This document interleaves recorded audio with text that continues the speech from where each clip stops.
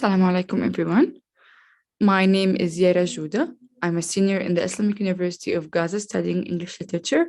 And today I'm going to do a presentation titled Shakespeare's Words Turned into Actions. Ophelia.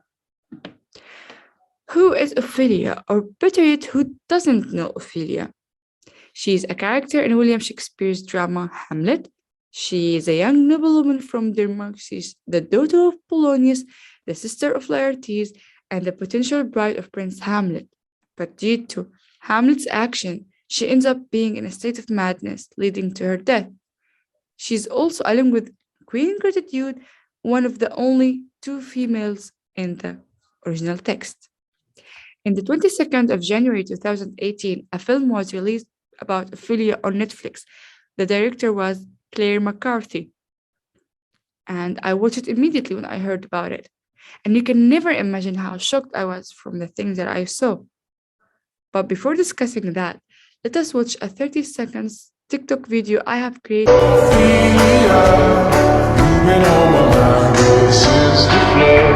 What she should have done.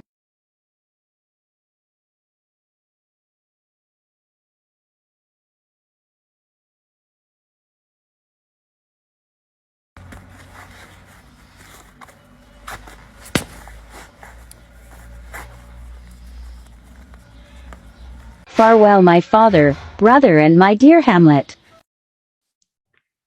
This picture is for the woman called Daisy Ridley. She's a young actress who is known to have a strong character in the movie series Star Wars. She's also the one who's playing Ophelia's role in the Netflix movie. While watching the movie, you would get shocked if you have read the play. And notice many things being shifted and characters and roles being reversed. Like, for example, we all know that the very first line Hamlet has uttered in the play in Act 1, Scene 2, is a little more than kin and less than kind. Till this moment, it's very controversial whether it was an aside or not. I believe so myself. But in the movie, you would be shocked to know that Claudius is the one who said a similar line like this in the very beginning. Describing Hamlet, he said, "A little more than a boy and less than a man." You may wonder why there's no picture for Hamlet. The reason is that because, this movie is about Ophelia. And if you notice the poster of the movie, you would see like there's Ophelia, King Claudius, Queen Gratitude, but there's no picture for Hamlet. Believe it or not, he did not play that major role in the movie. Now, let's talk about the differences between the play and the movie. While in the play, we know that Ophelia is quite obedient female, only talking when allowed, well-behaved and well-mannered. But from the very beginning of the movie, we see Ophelia as a young girl entering the castle and playing with her brother the tag game, ignoring the stairs and acting very carefree as a young child. Later on, when she gets older, we are introduced to her in the scene of a lake. She was sleeping, closing her eyes, holding some flowers in her hands. But we later on understand that she's used to do this. Keep in mind that while in the play Ophelia was a noble woman, in the movie she was one of Gratitude's maids. Some of those who have read the play would think that she is very different from the movie, and it is right. Ophelia is portrayed as rebellious, outspoken, free, honest, beautiful, and later on we would see how smart she is and how much role she plays in Hamlet's life. And if I didn't read the original text, I would have enjoyed the movie a lot. But I did read the play, and the Ophelia that I saw wasn't the one I was expecting to see.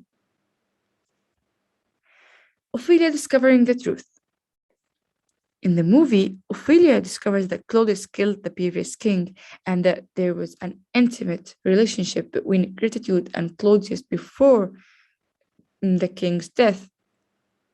So she tells Hamlet about Claudius is the one who killed his father, and Hamlet then tells her the very famous line, "Give thee to a nunnery," multiple times. While this has happened in the original play, but not in that order, and also Ophelia wasn't the one who discovers the truth in the play. While I believe that the director did very well, the movie even got a rating of 6.5. I still disagree with him in many other things. For example, I didn't get the sense of innocence that Shakespeare gave to Ophelia in the play, and the director included many scenes that weren't in the play and weren't necessary either, like the intimate scene between Hamlet and Ophelia. This will lead to another surprise, but we also didn't have to watch it. Anyhow, he also added the secret marriage between Hamlet and Ophelia. In the play, we know that they were exchanging letters, or better yet, Ophelia was the one who was receiving them. That's what we all had. Towards the end of the movie, I felt as if I was watching Romeo and Juliet. Ophelia fakes her death by drinking poison when the drinks order her death because he knew how effect she has on Hamlet. Hamlet, knowing this and thinking that she has died, blames himself and decides to fight for her brother and getting killed there. Then she wakes up from the poison and goes to him in disguise and tells him the plan and not to hurt himself and that she is waiting for him on the other side of the river to run away with him and many other things that I don't want to spoil for you. Although the movie is good, the direction, the plot, the dialogues, the picture, the lights, and everything, but it would be amazing for someone who did not read the original text. I believe that Shakespeare was very smart in writing his plays and characters the way that he did, and I didn't want to change a bit in this play. So, unfortunately, I prefer the play 100 times over the movie. And this is it. Thank you for listening.